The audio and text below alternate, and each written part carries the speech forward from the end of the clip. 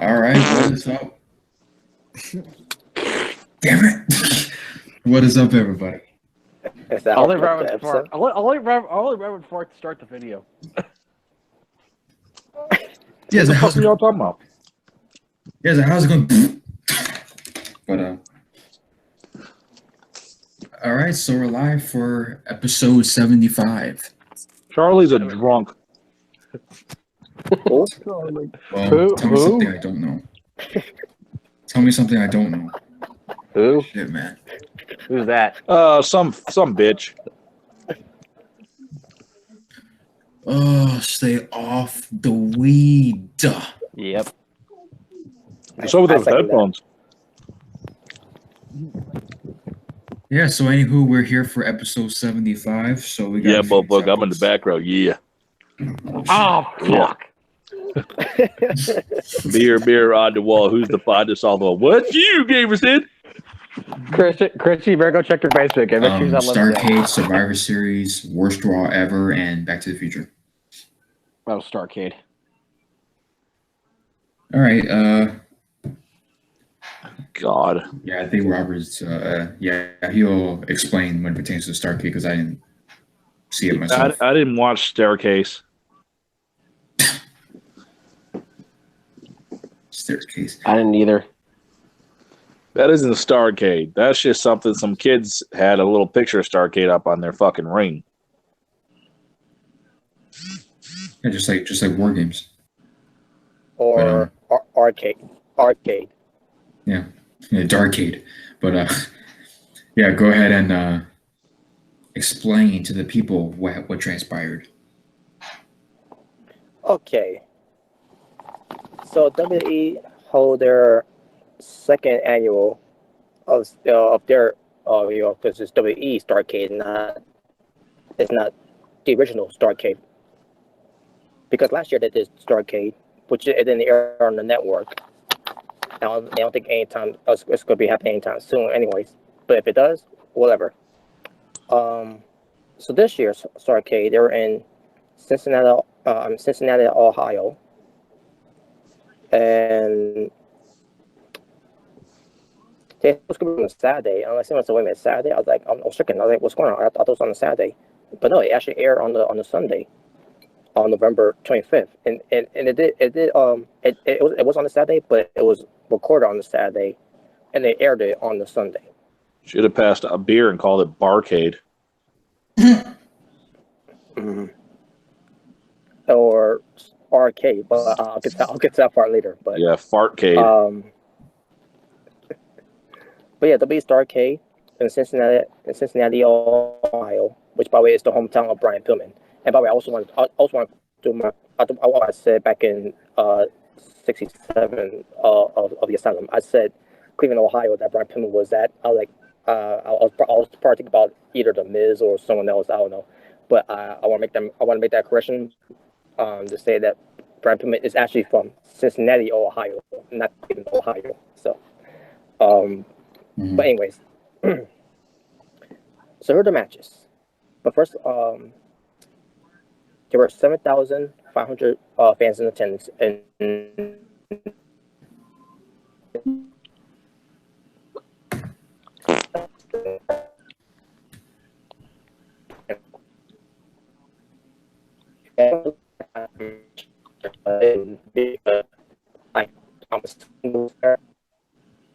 Are you guys getting a robot voice back? Because I am. Yep. A little bit, Rob, yeah. we're getting robot voice.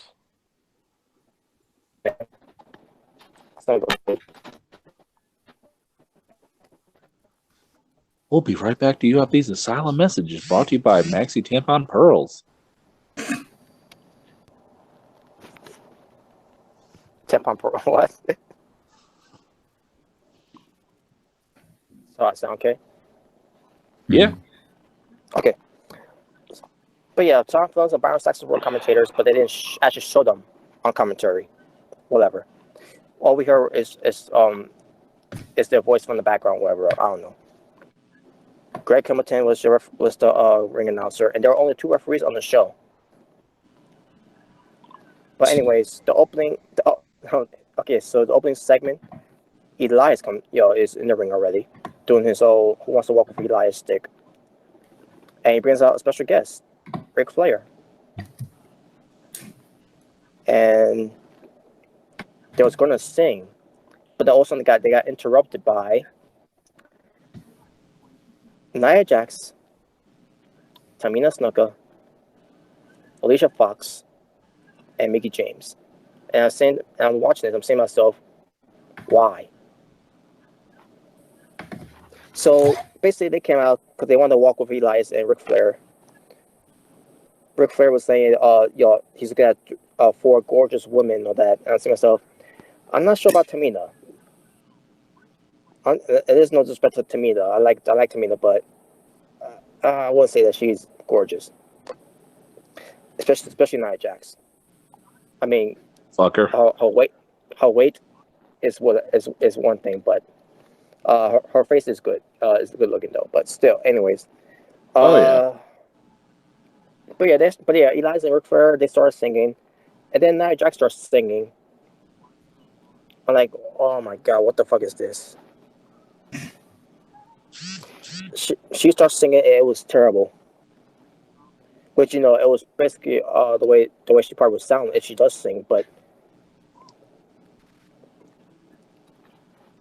And then all of a sudden we get, Elias, turning off Nia Jax, saying, me and Ric Flair should do something about this, but we're men and you're women, so we're not going to do that. But we know someone that can, and they call out Bayley, Ember Moon, Sasha Banks, and Dana Brooke. And I see myself, what the fuck? So this whole thing was a simple match to open up the show, and that's what happened. So you had Bayley, Ember Moon, Sasha Banks, and Dana Brooke defeating Alicia Fox, Mickie James, Nia Jax, and Tamina Snuka by submission. I don't remember who submitted, but oh yeah, I remember. It was Alicia Fox who submitted by Sasha Banks. Well, maybe Nia Jax came out because she wanted to eat a McDonald's combo off of Elias's chest. Oh god, he's hurry chest. But yeah, that was, and there you go. That was the 8-women's tag team match. But hey, at least Nia Jax didn't take the ring. All right, next week. I had to point that out because I was surprised that they didn't do a ring post spot for her. But anyways, all right. So next we get to Miss TV, and the special guests were Rey Mysterio Jr. and Shinsuke Nakamura, where it was supposed to be a United States Championship match, but when Rey Mysterio came out there, he was wearing a neck brace, walking a little slow because he was selling the effects that he had from SmackDown after Randy Orton beat him down. And I'll get to that part later when I get to Ronda Rousey. Fuck her. Oh boy. Yeah, but yeah, Shinsuke and Rey Mysterio Jr. were special guests on Miss TV, and Miss was talking about the history about Starrcade and blah blah blah. I didn't really care about this segment that much, anyways. But hey, Nakamura was there and Mysterio was there, so I was like, whatever. So Mysterio breaks up guys like Sting, Dusty Rhodes, Ric Flair, Eddie Guerrero, wrestling on Starrcade. And then Miz was talking to Shinsuke about, do you care about the history of Starrcade? And then Shinsuke's like arcade. Shinsuke literally said that. I started dying laughing when he said that. So what's up with Shinsuke looking like he's wearing a blue Elvis suit? Yeah, I don't know why, but he wasn't wearing that. He wasn't wearing that SmackDown. But whatever. But basically, yeah, he's wearing the all blue suit that he wore from Survivor Series because Raw versus SmackDown. We'll get to Survivor Series later, but yeah, I don't know. I mean, it's cool that Shinsuke, is wearing that design, but I wish it would been the color red, because that's Shinsuke's favorite color. But yeah, basically this led to Shinsuke beating up on Mysterio, and this led to a match. Mysterio defeats Shinsuke Nakamura by disqualification. And the match ended very, very quickly too, because Miz got involved. And then all of a sudden Rusev comes out, and Lana comes out with him. The fight off Miz and Nakamura, and then Lana was speaking English, by the way, not talking in Russian. Saying that we're gonna have a tag team match, basically putting a Teddy Long. So we get a tag team match. Mysterio Jr. and Rusev with Lana defeating Shinsuke Nakamura and The Miz, with The Miz taking the pinfall. I want to point that out.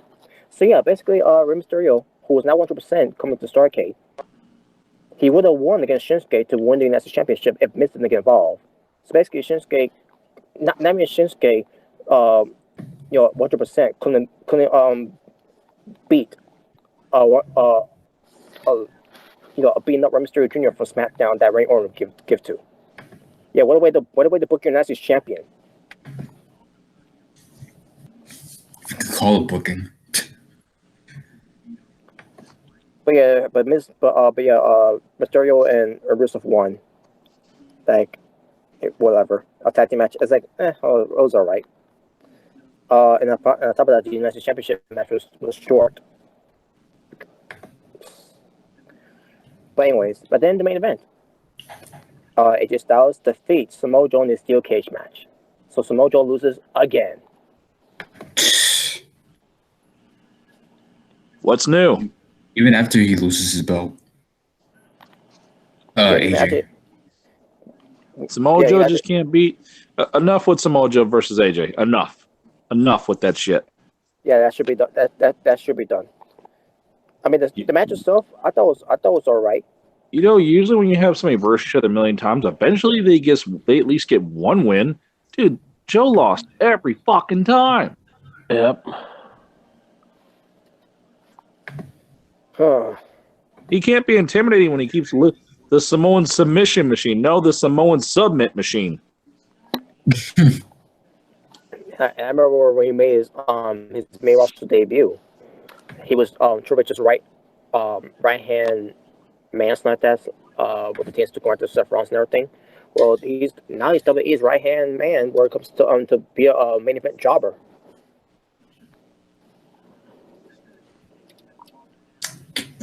Nope. And Samoa Joe, by the way, he lost by tapping out to Styles' calf killer submission. Oh wow, let's make it worse. Well, that's the second time he's tapped out to AJ. Mm-hmm. But again, I thought the match was good, or at least solid. We're presenting to a steel cage match. With the way they're taking the bumps at the cage, you expect them to bleed from the head, but nope, we can't allow blood in WWE.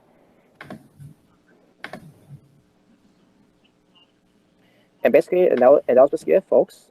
That was the 1 hour special they did that aired on the network.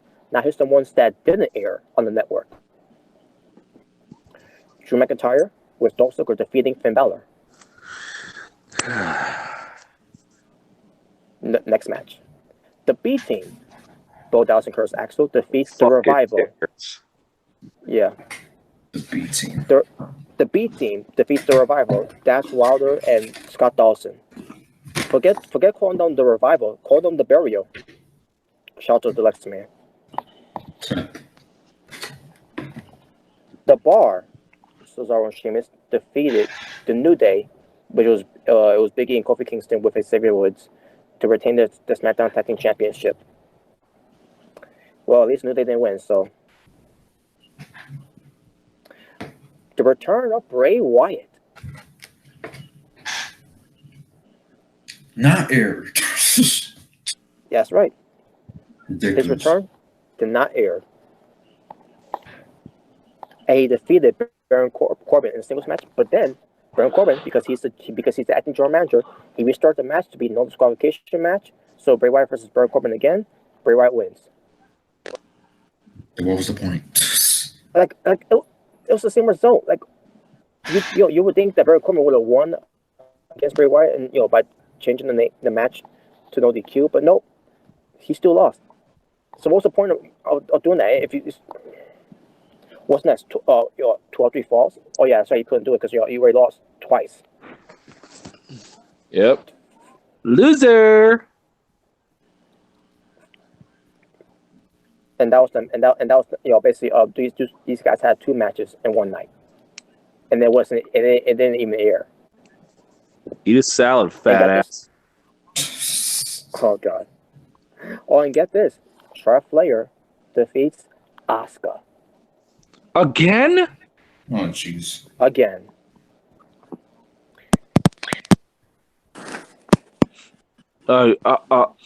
Asuka loses again. Why? Is that all they're going to keep doing? Is making her lose? I don't understand, man. Like, why do you all keep doing this to her? And on top of that, the fans are still cheering for her. For at least hope that WWE will give her that pushback.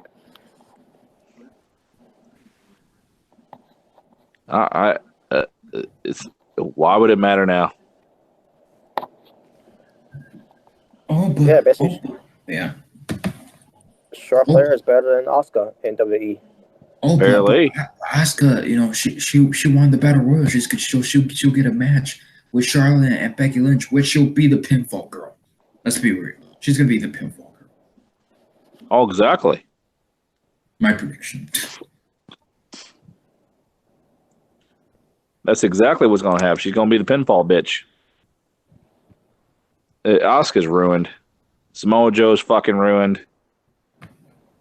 Just fucking ruined, dude.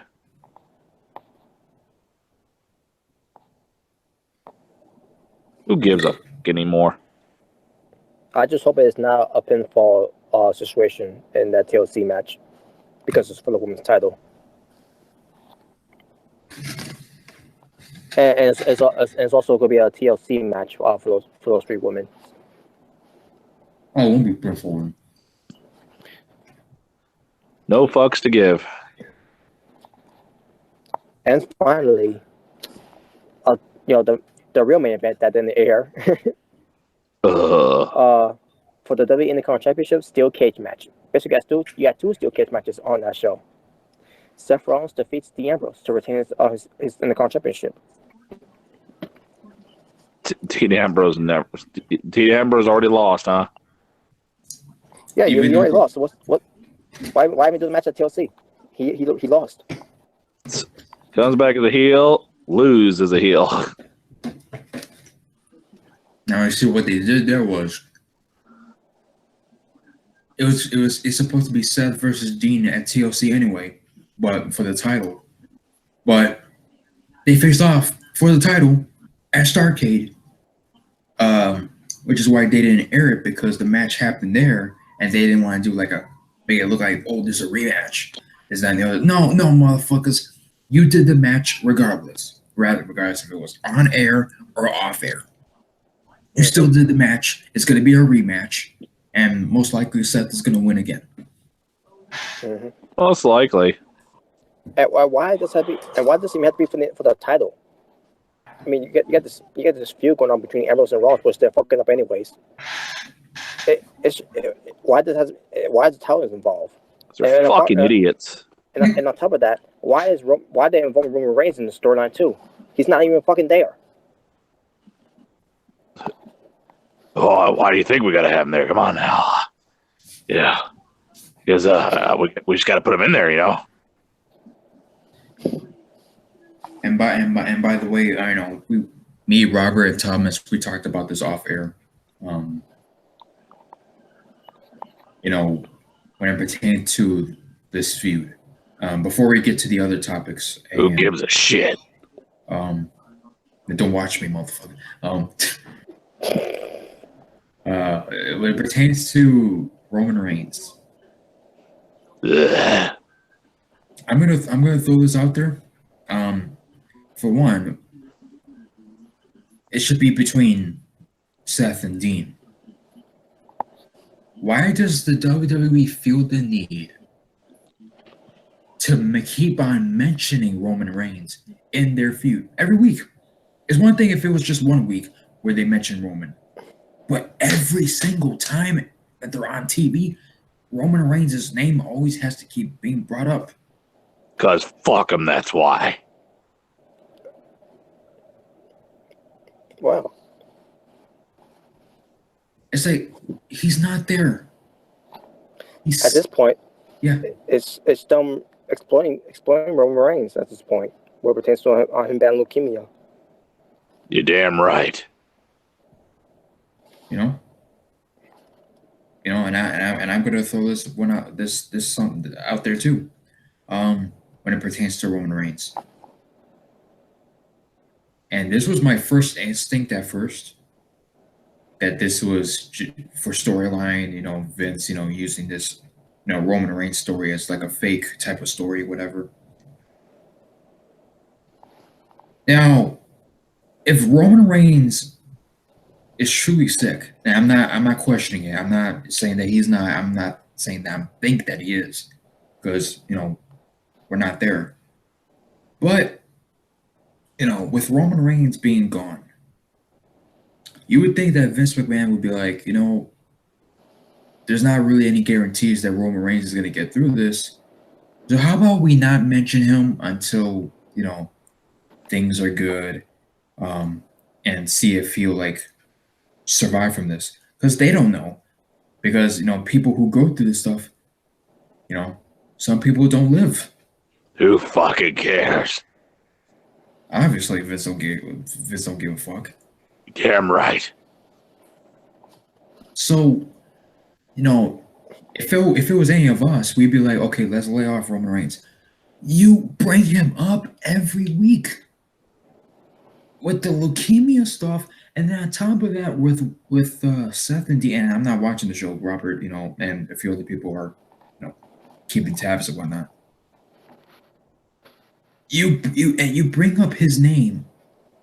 They even had Dean Ambrose cutting a promo. Oh, things are gonna catch up to you. What do you? I don't know exactly what he said to Roman Reigns. What did he say about Roman Reigns? He says something in the line of, Roman Reigns got the answer to God. Exactly. Fuck off. It's like, no, that's not needed. Make it about Seth and Dean.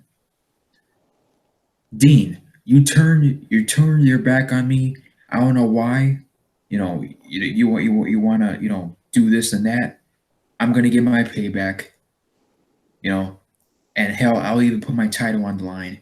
And we'll see what the fuck what the deal is. Don't bring up Roman if it's not a guarantee that he's gonna come back. If he's going through this. Yeah, that's how they should have booked it too. Instead, they just booked it out of nowhere on Survivor Series, saying, Ambrose and Rollins score face each other for the Intercontinental title as TLC. Lazy booking.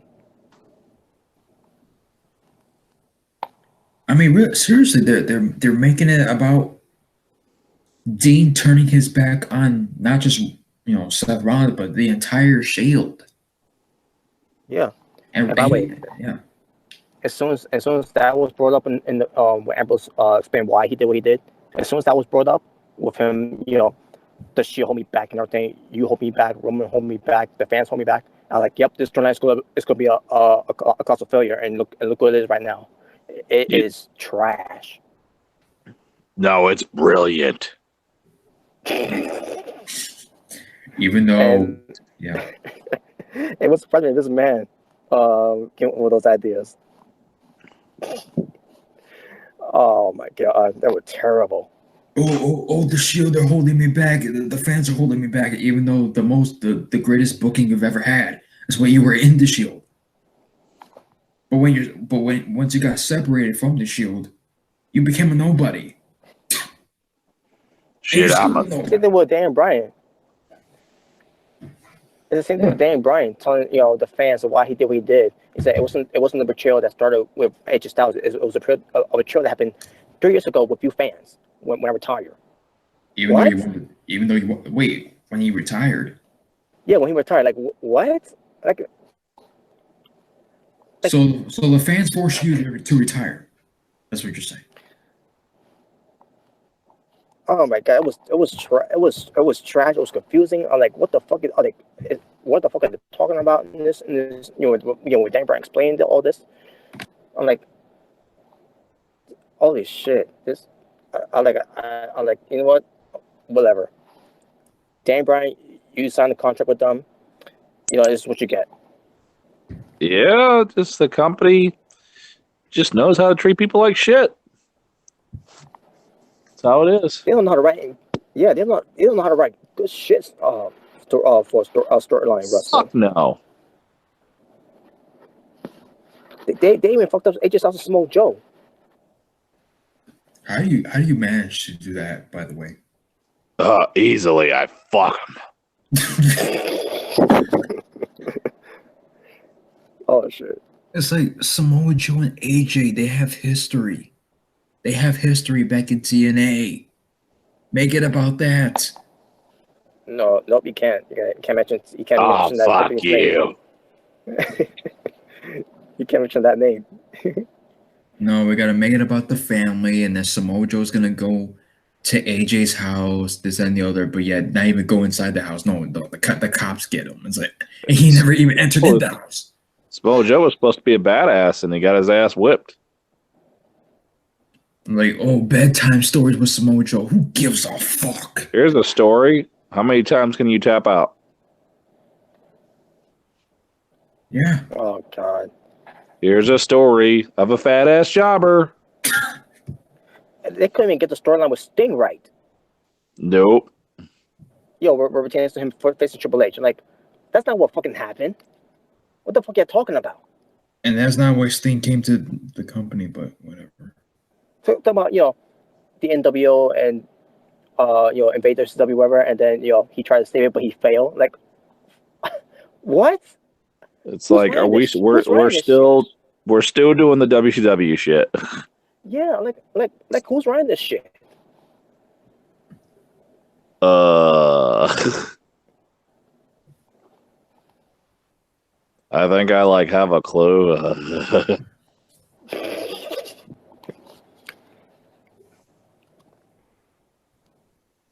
Unbelievable, man.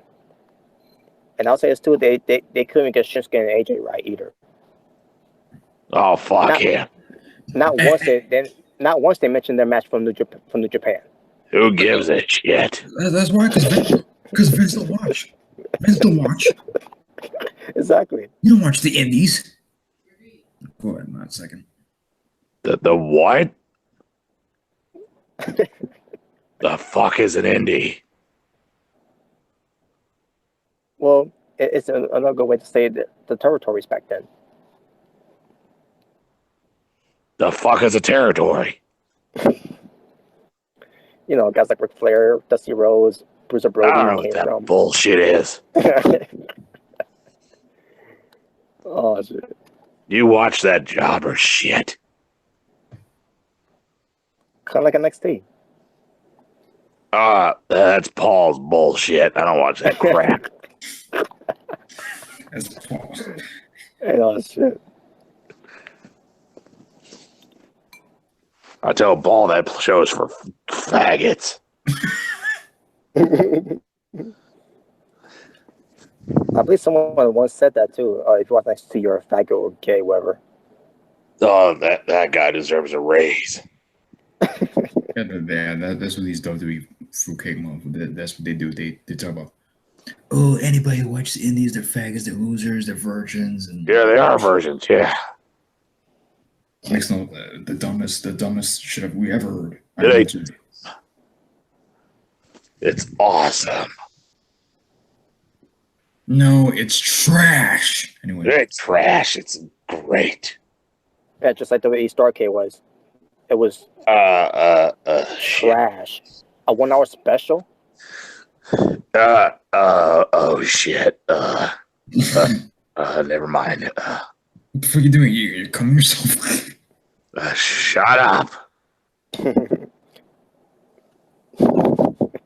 You bastard.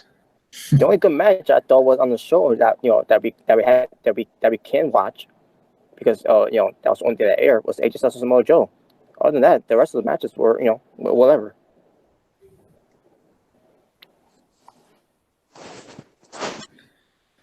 To me, it was just filler. It was just filler, in my opinion. Just like WCW Nitro filler.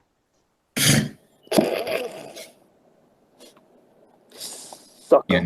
Even though they kicked WWF's ass 88 straight weeks, but you know. No, bullshit. The numbers don't lie. You don't kick my ass, you kiss my ass. Ain't that the truth? Wow. Get it right, ass wipe. And yeah, that was Starrcade. And I want to point out again, Mr. U Jr. came into the event selling what happened to him at SmackDown when you're going to beat him down. That wearing a neck brace. He was not walking normal. Ronda Rousey. Yeah, because he's a pro. Exactly. Who the fuck needs a gay neck brace? That was the Andy Kaufman neck brace, by the way. I don't. Who the fuck is Andy?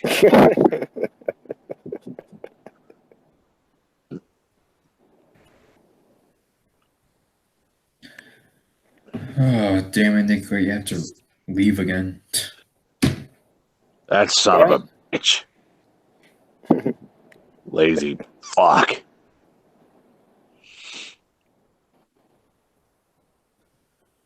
Why you always leaving? Why you always leaving? True.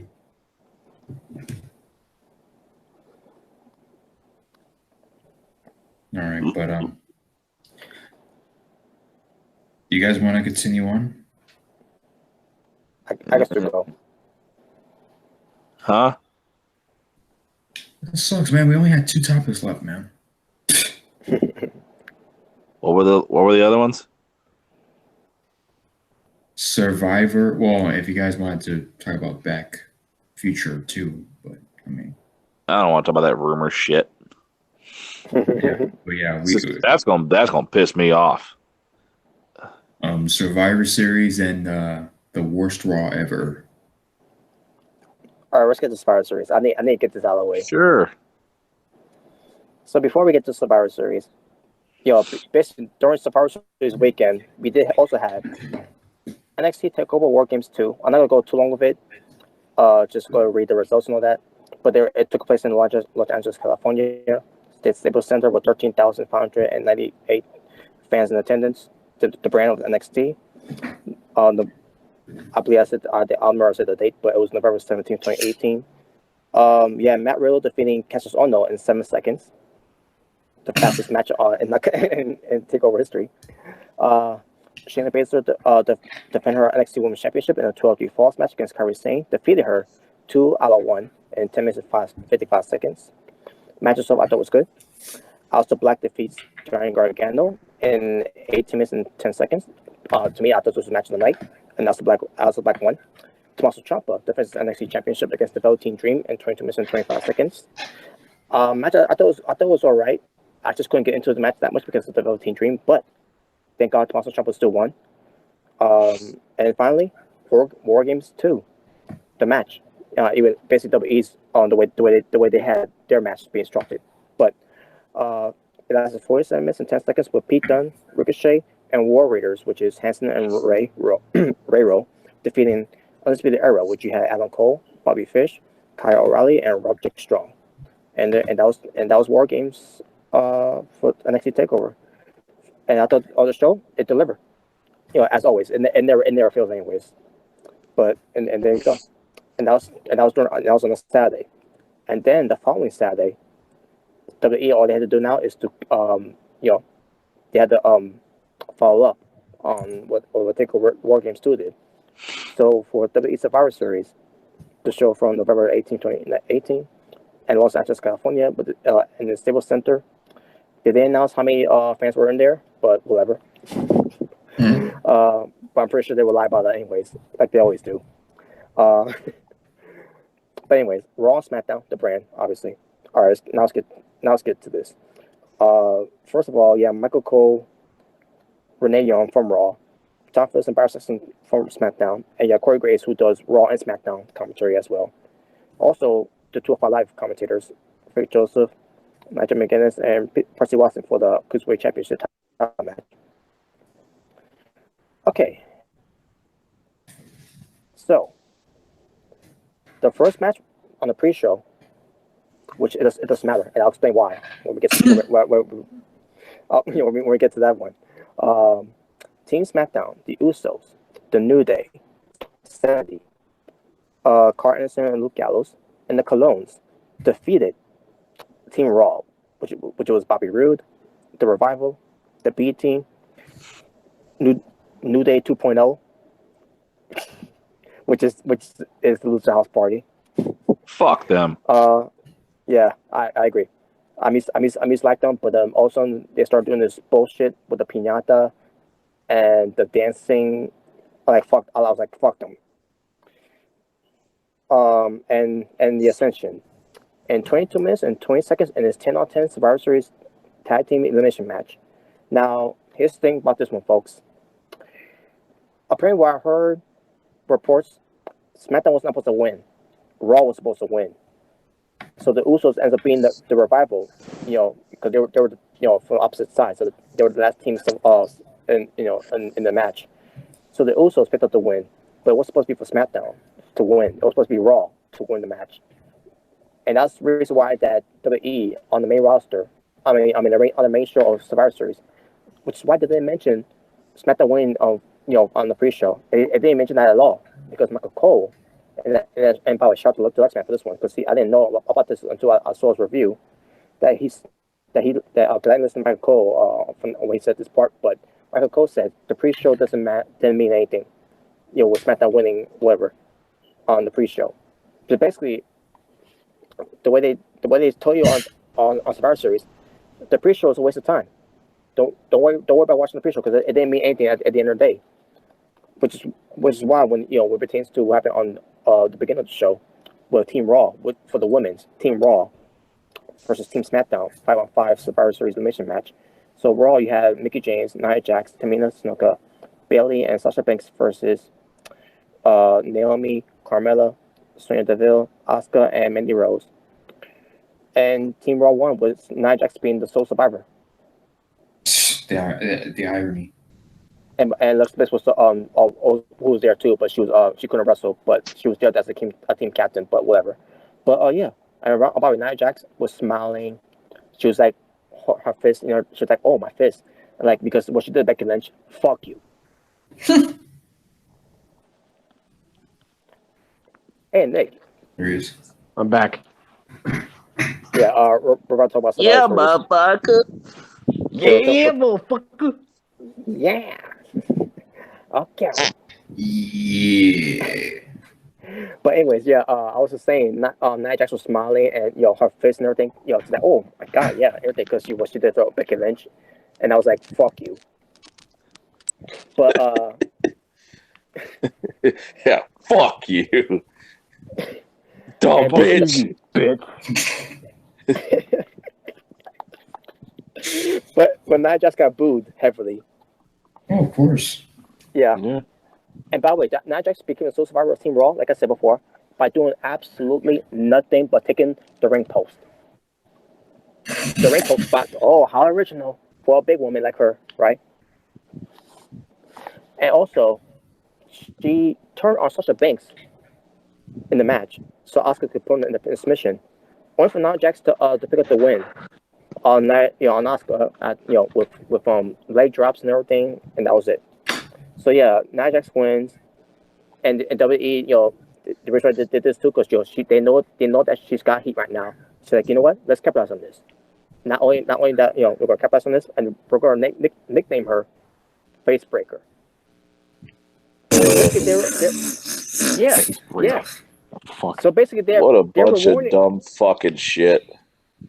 Basically, they reward her for hurting Becky Lynch for sabotaging their possible main event for Survivor Series. Stop that fucking coughing. Rude as shit. Yeah, no coughing in my office. By the way, Or no legit story. By the way, that's a legit story. By the way, for those of you who don't know. Yep. Vince don't like when people sneeze. maybe cough either Yeah. in his office during his meetings. But continue. Yeah, he is one weird dude. Who doesn't? So people are supposed to hold their sneezes and their coughs. The fuck Not is me. I that? just sneeze and I fart at the same time. Oh yeah, imagine you farted in front of him. Yeah, if you don't like it, too bad, old man. Fart in front of who, Vince? Yeah. Mm-hmm. Oh, you nasty fucking prick. Yeah. Yeah. Your ass will be on the fucking road sucking dick. Yeah. And what are you gonna do, old bastard? What are you gonna do? I'll fire your ass and you'll be on the corner sucking dick for pennies. What the hell?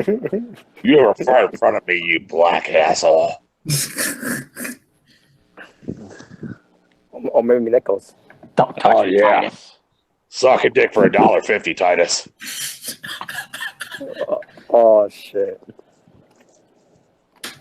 Oh, So yeah, that's what they're doing man. now. So yeah, that's what they're doing now, Jax, man. They're capitalizing on her, hurting Becky Lynch. Oh, we usually put Nia Jax in Japan because they pay by the pound. Oh, well. Damn. I don't know. I'd still take a blowjob. I mean, I bet she sucks a mean dick. I wouldn't go that far with Nia Jax. Oh, come on, Robert. Come on. Come on, man. But hey, she's also a survivor. I guess that anything's possible. And by the way, also Yeah. speaking of which, when she became a soul survivor, she went on Twitter saying, "Oh, I'm that good." Like you didn't. And I tweeted her. I like you. You didn't do anything. You lay there the entire match. Wow. But basically, the match lasted 18 minutes and 50 seconds, and Team Raw got 1 point, and SmackDown 0, because the pre-show didn't matter. That's because According to Michael Cole. SmackDown sucks dick. Wait a minute. You're telling me that they had the SmackDown team win on the pre-show just so Raw don't have a clean sweep for all the matches? It's about SmackDown. My dumbass son runs that. Is that why? Is that why though, Robert? Well, here's the thing. But for the pre-show, again, reports saying that Team Raw was supposed to win, but the Usos won instead. And because that the Usos got some backstage heat because of that, I'm like, well, that I don't know if that is true or not, but based on what I saw on SmackDown, for this week's SmackDown, not last week, because they were not on SmackDown that last week, but this week's SmackDown, they beat the Bar, the tag team champions, non-title match. Okay. What the fuck is a bar? A bar, so. Stupidest fucking name in the world. We are the bar. Candy bars? But they were called the Bar Show, but now that ended because Big Show, Even the bar. Oh, that's even something. That's shit, dude. That's even something. Fucking Ryback would even say stupid. Mm-hmm. Basically, yeah, because the Big Show and the Bar had fallen out. Fucking no Of shit. course, because it was not going to go anywhere. They could never make up their fucking mind what they want to do with Big Show. Yeah, the Big Show turn face again. What is this number one? 10,000, 1 million? So basically, Big Show was heel for a month.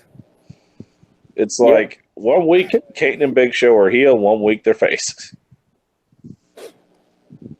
Kind of reminds me of Dana Brooke. Oh my god, what? Oh my god, it was terrible. But anyways, yeah, Team Raw got 1 point, and SmackDown 0 points, because again, the pre-show don't matter because because again the Raw was supposed to win on the pre-show, but Usos won instead, and yeah. It was a backstage heat. Yeah, I don't know if that is true or not, but whatever. That was the report there. But next we get Seth Rollins, the Intercontinental Champion from Raw, versus Shinsuke Nakamura from the United Champion from SmackDown. 21 minutes and 50 seconds. The match was good, only for Seth Rollins to defeat Shinsuke. And yeah, so it's Raw 2, SmackDown 0. And Barry during this match, Enzo Amore was spotted wearing a white hoodie and a black wig.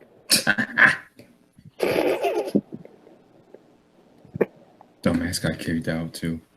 It was Well, speaking of that too, next match, AOP, the Raw Tag Team Champions, with Drake Maverick versus The Bar, the SmackDown Tag Team Champions with the Big Show. Tag team match lasted 9 minutes. Who fucking The cares? So the match started, and then Enzo Amore shows himself. He hijacked the show by saying, "My name is Enzo Amore," you know, all that nonsense he says, Yeah, it's nice. Go home, crackhead. and then he got taken away. dude. The video I saw, it was like raw footage right there of Enzo Amore. You can't teach. He got tackled the fuck down. I'm like, what? It's like some sure. little blonde cheerleader. He had a shirt that says, "I'm doing great." And I'm like, and you can't teach that. That was funny. And apparently, The security guard's head. about that security is a woman. Oh, she tackled him, bro. Yeah, that was a woman. He should have hacked into the whole, media truck and started playing his album through the speakers. That would have been legendary. Teach that. And apparently, a fan got hurt because of that. Oh, of course. Now, a fan got hurt, right? Basically, an arm injury, and that person was carried out on the stretcher The fuck? for an arm injury. Is your leg all right too? Well, dude, his arm fell asleep, dude. He needed medical attention. No, I think I heard it was a woman that got hurt. Oh God. Oh my God! I got carpal tunnel from hand jobs. Wow. Yeah, but basically, why Enzo did this? Why was Enzo there? I'll tell you why. He did just to plug his album he did. Basically, to expose himself there to the fans because he's got an album out, and he want fans to he want to give himself that recognition and the fans to buy his albums or whatever, and to come to the show or whatever. Yeah, and that was basically it. And also to also let them know too what releasing his album. It's going to be towards his ex-girlfriend, Liv Morgan. Which, by the way, I still understand how you end up losing that losing that one. Like, really, how do you end up having to lose Liv Morgan? Like, look at her, man. No, it's hot as fuck. Exactly. Like, what the fuck? Why would you fuck that up? That was there to pro my CD. How you doing? I was there to show up my sausage. Oh shit. Yeah, I lost it because I couldn't get it up. And I guess you can't teach that. No, you can't teach that bitch. Sloppy jalopy bitch. I would not be surprised if that was the reason, by the way. Because it was SAWFT soft. You soft, motherfucker. How you doing? Hey, how you doing? Oh man. But basically, yeah. Because of this, people didn't care about the match between AOP versus The Bar. Of course. And to make matters worse, and I care about the match too, by the way. But when that happened, like, really, Enzo? Whatever, right? Yeah, it took the tension right off the people's match, man. Fucking cares. Yeah, I thought it was decent, but then when Enzo did all that, obviously it took a lot of tension away.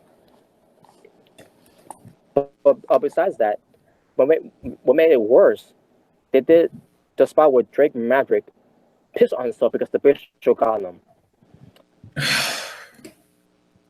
I'm like, what the? Like, really? And that's how AOP won, because a distraction of Drake Maverick pissing himself. Wow. Oh, poor little girl. Yes, basically we got Rockstar Spud, the comedy act from Impact Wrestling, in WWE. Pissing on himself. Great. And with that, Raw 3, SmackDown 0. He's pissed himself. Damn, he must have had Nia Jax look at him and she wanted to fuck. Oh yeah, I forgot about that one. Damn. And then next we get the best match on the show. Buddy Murphy defends his WWE Cruiserweight Championship against Mustafa Ali in 12 minutes and 20 seconds. Obviously, one of the best matches on the card here. And Buddy Murphy ends up retaining, which I expected him to retain. And not to say about the match, it was just a cruiserweight match that was featured on the show, which that guy was on the pre-show, because because about time WWE, like all this time you have these cruiserweight championship matches on the pre-show, like a WrestleMania, a SummerSlam, and then you finally pick a Survivor Series, which a pay-per-view they didn't care about much anyways, based on what happened the rest of it. But whatever, right? All right, so now we get to Team Raw versus Team SmackDown, the men's 5-on-5 Survivor Series elimination match. 24 minutes it lasted. So Team Raw, you had Dolph Ziggler, Drew McIntyre, Braun Strowman, Finn Balor, and Bobby Lashley, with Baron Corbin as the leader for team captain for Raw, I meant to say, and Lee Rush was there too. Versus Team SmackDown, which is The Miz, who's the team captain, and they got Shane McMahon, Rey Mysterio Jr., Samoa Joe, and Jeff Hardy. Oh, so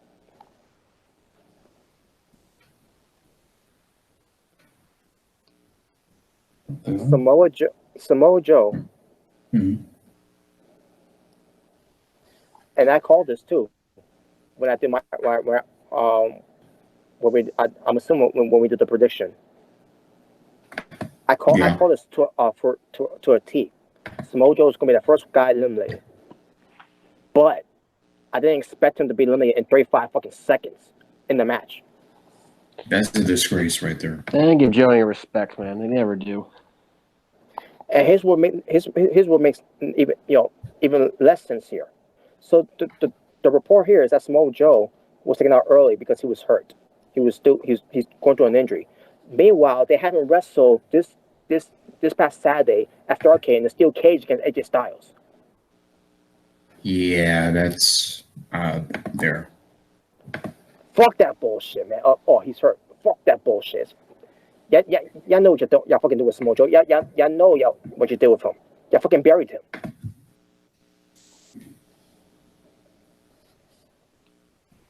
And now he's gonna be feuding with Jeff Hardy.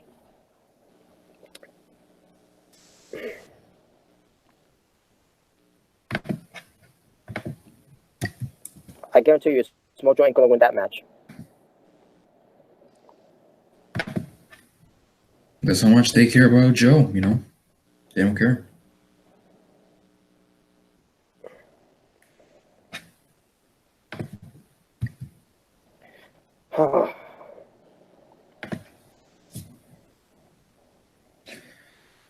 But then you got Finn Balor in the match, who's kicking ass in the match. Kind of remind me of last year, where Shinsuke Nakamura kicking ass in the match too for King SmackDown, and they got Finn Balor here, same here for this year, kicking a lot of ass for against Team SmackDown, only for him to get eliminated in the end.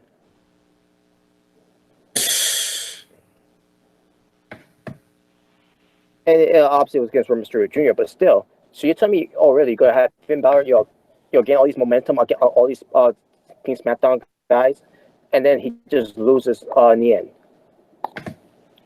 Yeah, reminds me of what happened with Shinsuke, fighting against Team Raw, and then Braun Strowman ends up beating him.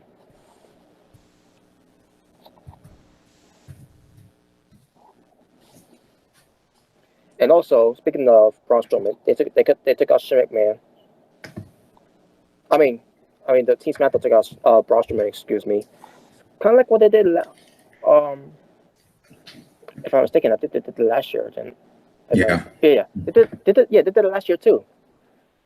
Team SmackDown taking out Braun Strowman on the broadcast table, and they did it here again, but this time differently. Shane McMahon does the elbow drop, and that took out Braun Strowman for the rest of the match. Shane McMahon, at this point, he was selling, which he, anyone that was, would do. Ronda Rousey. But yeah, let's get to this part now. So, all of a sudden, Braun Strowman comes back. He eliminates Jeff Hardy, Mysterio Jr., The Miz, and then Shane McMahon was the last guy left. After Shane McMahon was taking a lot of punishment, putting putting Strowman to a table with the flying elbow, then doing the coast to coast to Dolph Ziggler, and he tried to do a coast to coast to I believe Bobby Lashley, but then Strowman stopped him by clotheslining him. It basically made there. And then against Strowman was on his chair against the SmackDown roster. Only for Shane McMahon to be the last man, the last guy standing, because he's best in the world, right? Again, he's not a wrestler. Stop.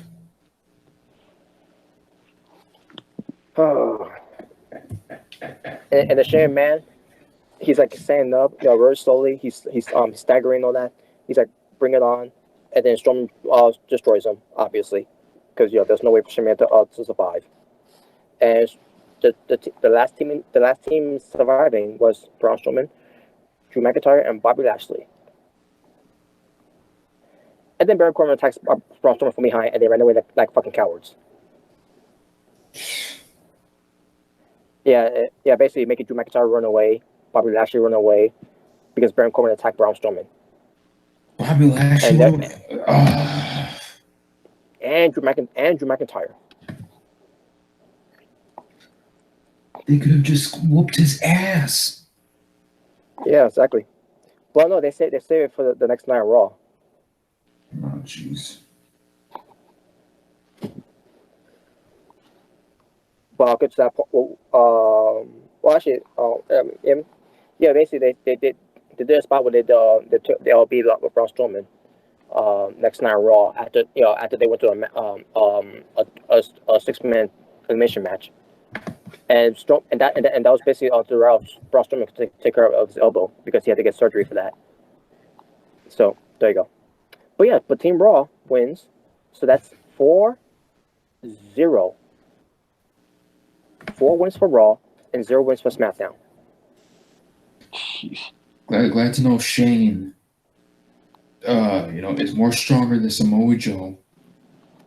Randy Orton, all these people on SmackDown. The only person that remained in the match was Shane fucking McMahon. Makes no sense.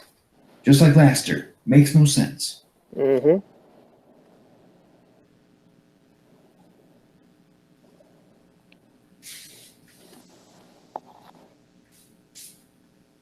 He's even better than Jeff Hardy. It's ridiculous, man. And then we get to the next match. Ronda Rousey from Raw versus Charlotte Flair from SmackDown. 14 minutes and 40 seconds. Not that this match was good, but people need to stop overrating this shit like it's a 5-star match. This is not a 5-star match.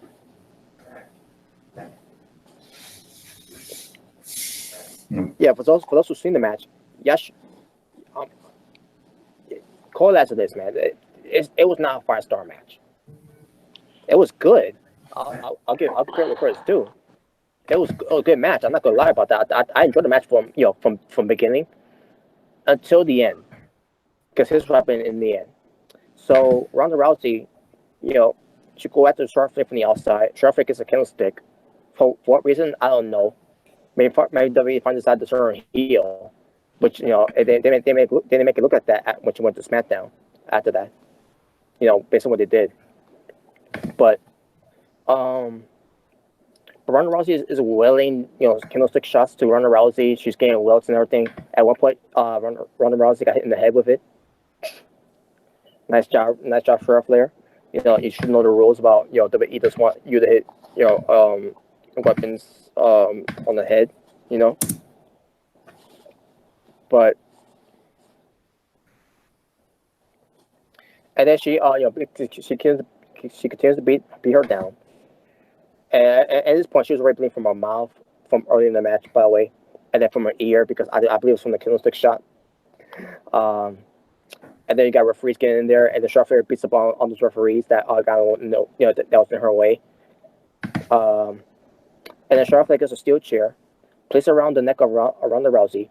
Shows what happened with Kane doing that to Shawn Michaels at 2004, and basically, and also, it has nothing to do with the neck. It has nothing to do with the ankle. I meant to say, but Austin, who did the Pillman back in '96. But Ronda Rousey gets hurt with the chair wrapped around her neck by Charlotte Flair crushing her windpipe. You know that, right? And after that, Charlotte Flair leaves. Ronda Rousey, she's stunned it for a little bit.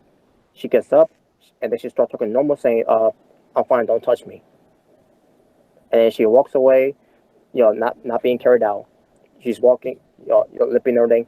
Ronda Rousey was getting beaten up. They're all cheering for Charlotte Flair. That was supposed to be a heel. That was supposed to be a heel turn. And also on top of that, these are the same fans that were cheering on Charlotte Flair during the feud against Becky Lynch. Where Charlotte Flair is supposed to be the face, and Becky Lynch is supposed to be the heel, and now they want to cheer for Charlotte Flair because for some reason they hate Ronda Rousey. But Ronda Rousey is walking away, and then so now let's get to the next night on Raw. After this, so what does WWE do with Ronda Rousey? After the whole the vicious beatdown that they keep talking about it on the show. Do they have her show up, to sell the injury, wearing a neck brace, walk, not walking, normal and everything, that kind of like what Mysterio Jr. did from Starrcade, or like Sherry Man, with him getting beaten up on Survivor Series, he showed up on SmackDown. He's not doing his dance move. He's not doing the shuffle. He's limping and everything. He's selling the injuries that he suffered from Survivor Series. So what Ronda Rousey, did she come out there and sell the injuries? Nope. She was walking out there, smiling, giving fans high fives, talking normal. Like what was the fucking point of that? Why would you do that spot if so come back out the next night? What pertains to this, she should have been been gone for like about 2 to 3 weeks, at least. No, she comes out, she's fine. She basically did a John Cena. But actually, let me take that back. At least with pertains to John Cena, at least he will sell the beatings that he suffered from the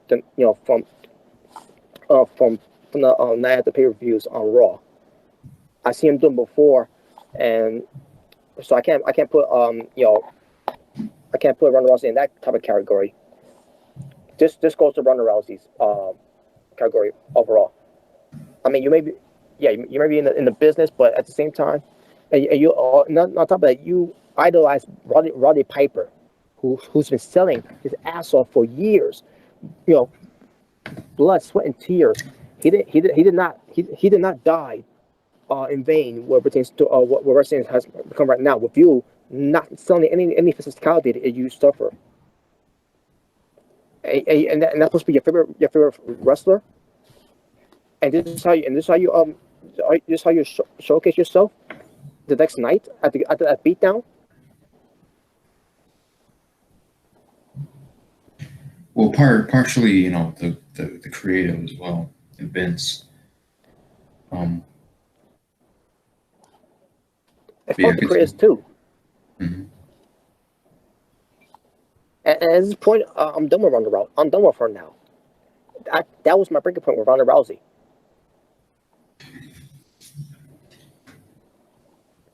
First off, so you're telling me that Ronda Rousey is stronger than Shawn Michaels ever was, considering the same spot happened to him, what Kane did, but he was carried out on a stretcher with a neck brace. You're telling me Ronda Rousey is better than Shawn? if she could take better punishment and feel on top of that, feel no pain whatsoever after that. And also, what Charlotte did to her basically doesn't matter. Yeah, it didn't mean anything. She wants no revenge. She wants nothing. She just don't give a fuck. I mean, she did call her out on it, but why call her out on it? Yeah, you're fine. You look fine. The whole thing was the whole thing. It's just bad.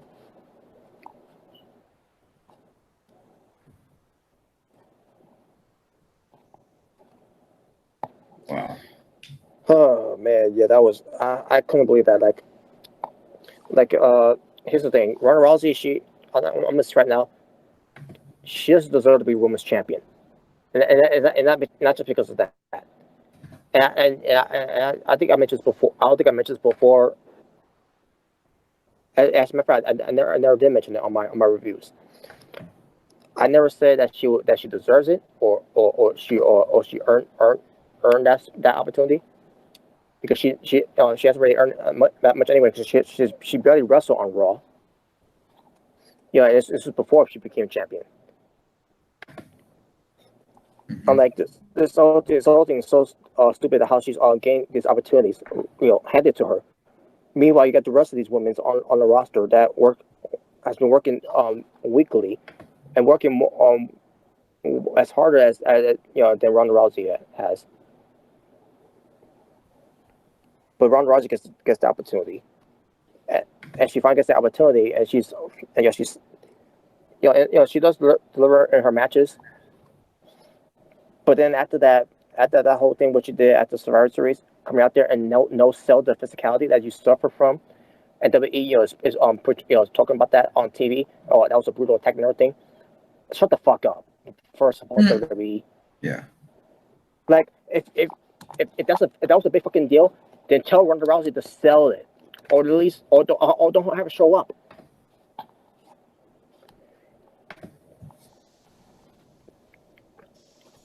She should not be there if that's the fucking case. She should be resting. But no, there's no such thing as a day off. No, that we're just not going to do that part. We're not going to do that. And Charlotte Flair talks about on SmackDown, what she did to Ronda Rousey, and I see myself, you didn't do much damage because she still showed up on Raw, dummy. Yeah, she's indestructible. And speaking of which, Charlotte Flair is coming out there talking about, and she was so annoying on the kind of promo. And I want to hear her talk. Like, she sucks in promos. But they say the other icons coming out there, and then Charlotte Flair. Also, now she's a baby face. Like, wait a minute, what's going on here? Is she a baby face or a heel? Like, what the fuck are you doing here? And also, what they're doing with Charlotte Flair too, they have her being like Becky Lynch when Becky Lynch turned heel at SummerSlam, but a bootleg Becky Lynch, to say the least.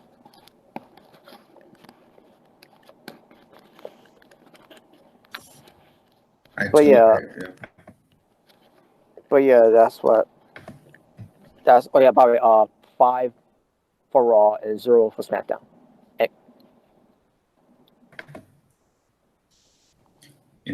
And I've said this before she even became champion, even before WrestleMania, they were gonna push her to the moon, have her be undefeated, and they're gonna run with her, and eventually people are gonna start turning on her, and a Survivor Series solidified that. And of course on Raw, she's shaking people's hands, to the fans, this and the other. But come WrestleMania, forget about it. That's where the boos start coming in. Yeah. It pertains to who she's gonna wrestle. If she does wrestle Becky Lynch, then yeah, she will get booed. And on the Sunday on Raw, she, after finally 13 weeks later of not defending her title on Raw, finally she gets to defend her title on Raw. And of all people, she gets to go up against Mickey James. And it was short and cheap. And then Nia Jax confronts her after the match. Yo, my fist. Watch out for my fist. I'm a face breaker. Goes from bad to worse. And by the way, the promo that Ronda Rousey cut too, that big, Nia Jax, she's dangerous. Look what she did to Becky Lynch. Like, but you had a match with her before. Nia Jax.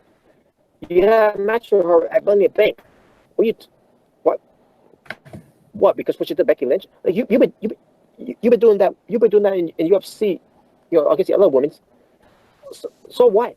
Nia Jackson ain't no MMA for. I was so triggered when she said that. They didn't give a fuck about Nia Jax, and then all of a sudden, because of what she did to Becky Lynch, oh yeah, she's powerful now, she's stronger. You don't want to fuck with her. Fuck that. Oh my, yeah, it was terrible. But yeah, there you go. And finally, Brock Lesnar, the Universal Champion from Raw, with Paul Heyman versus Dan Bryan, the WWE Champion for SmackDown, 8 minutes and 50 seconds. Brock Lesnar from Raw beats Dan Bryan 6-0. Match was good, by the way. It was kind of like how they did with AJ Styles and Brock Lesnar from last year, but it wasn't it wasn't on that type of level where AJ Styles had a better performance against Brock Lesnar. With Daniel Bryan, it was still good, but wasn't better than Styles and Lesnar. But in the end, Lesnar gets the win over Daniel Bryan. And yeah, so according to them, to WWE, it pertains to the main show for the pay-per-view, Raw 6, SmackDown 0, because the pre-show don't fucking matter. Yep, 6-0, just like the Chicago Bulls in the finals. Michael Jordan was still there, but Yep. So yeah, based on WWE saying this, that by saying the pre-show don't matter, well, guess what? Fuck the pre-show. Don't care. Don't care if it's a WrestleMania. Don't care if it's a SummerSlam. And it's based on what it is with Survivor Series. Wait, it's supposed to be one of the other pay-per-views. Fuck your pre-shows then. They're not entertaining anyways. All of this is recapping and scripted questions for these wrestlers to answer with dumbass Troy Caruso. I mean, I don't watch those anymore, but I just tune to watch the matches. But what does it mean at the end of the day? The matches don't mean shit now.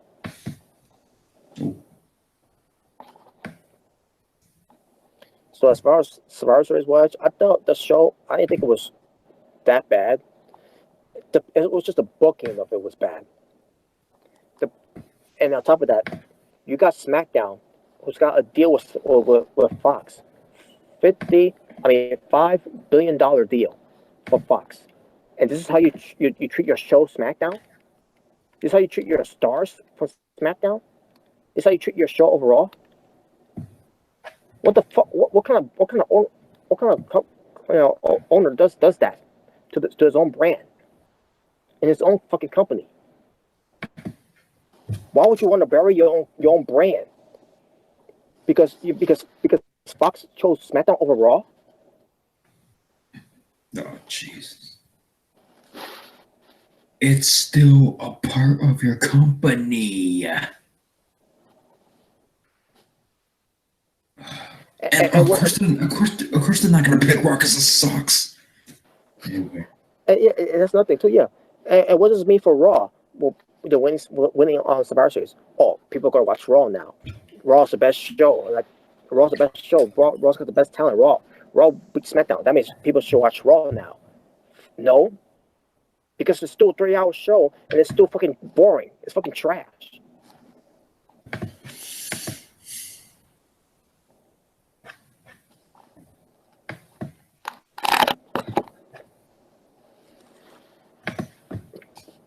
But yeah, I thought the show, I still thought it was passable. But wasn't anything bad. No, not that much bad wrestling. For example, Rollins versus Shinsuke, uh, Buddy versus Mustafa, Z versus Charlotte, Lesnar versus Bryan. But the other matches, you know, the women's match, the women's Survivor Series match, eh, trash because Nia was a sole survivor. And I saw that coming from my way too, but just the way they did it. LP, the bar, I couldn't get into it because Enzo Mori was a was was a distraction. And then finally, Team Raw versus Team SmackDown for the men. Yeah, that did not make me like the match at all. Just based on what they did with Samoa Joe, Finn Balor, Shane Man being the last guy to survive until he got taken out by Braun Strowman. Braun Strowman killing everyone on SmackDown to get garbage. But but because of the let me see, was the 4 matches that I pulled over?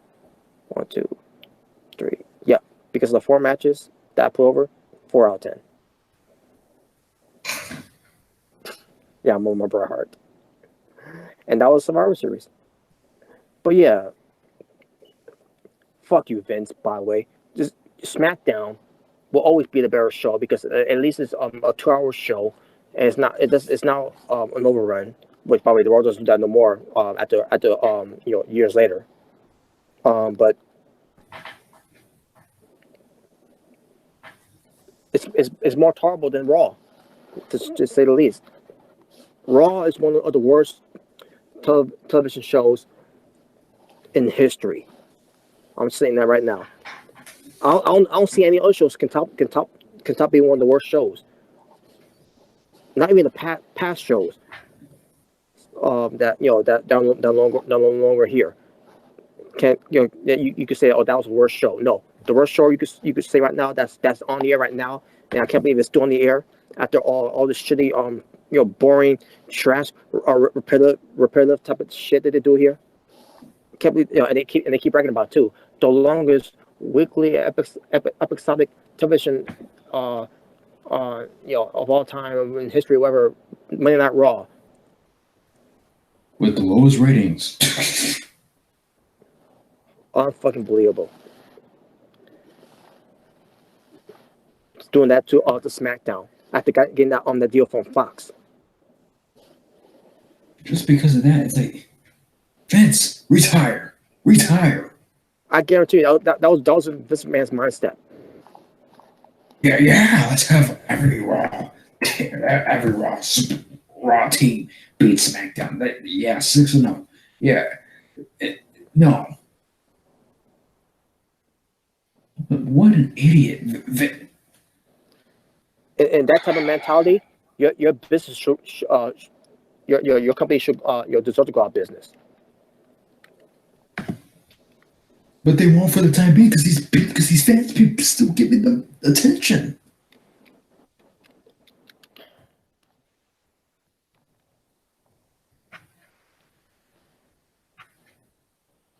And that was Survivor Series. What a shitty booking. What could have been a very good show, but I'm only getting. But on this show, just to me, it's passable. I thought this was a better. I thought this was actually a good show than last year, because last year I thought, holy shit, that was shit. At least I can say that this year's was better than last year.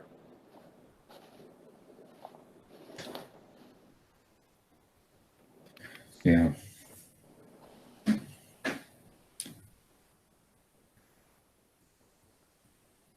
Damn, Remington can't get back in. Yeah, I know too. Yeah, probably like private. I'm probably call him after the hangout, and then get everybody back in. Mm-hmm. But do you want to get into the last segment or no? Um, mm, what pertains to Raw, the worst Raw. Yeah. Man, I really want everyone to be on here, so I guess we could say it for another time. I guess. Yeah, because I don't think they're gonna. I don't think this hangout's gonna. All right, well, I guess that's it for the Asylum.